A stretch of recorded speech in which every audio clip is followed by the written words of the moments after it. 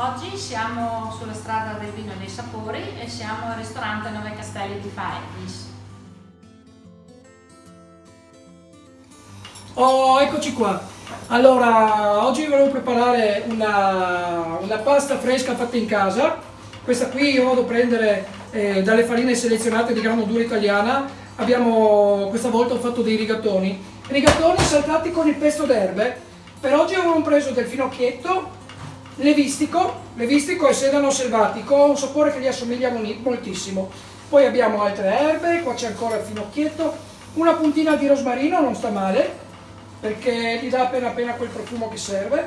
E poi abbiamo le ortiche e abbiamo tante altre erbe da aggiungerci.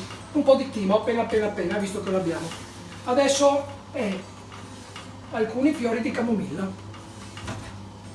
Adesso gli diamo una tritata veloce.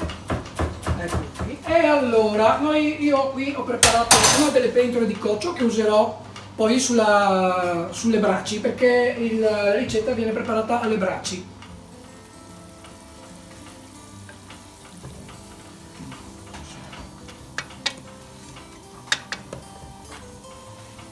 Ecco, allora, una volta rosolate appena scottate le erbe, non troppo perché sennò perdono il loro profumo, e io ci aggiungo così già la pasta cruda.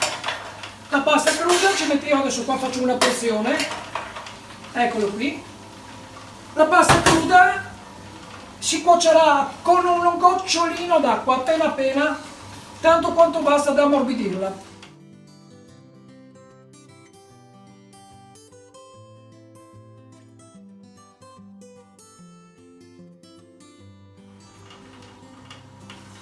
Buon appetito!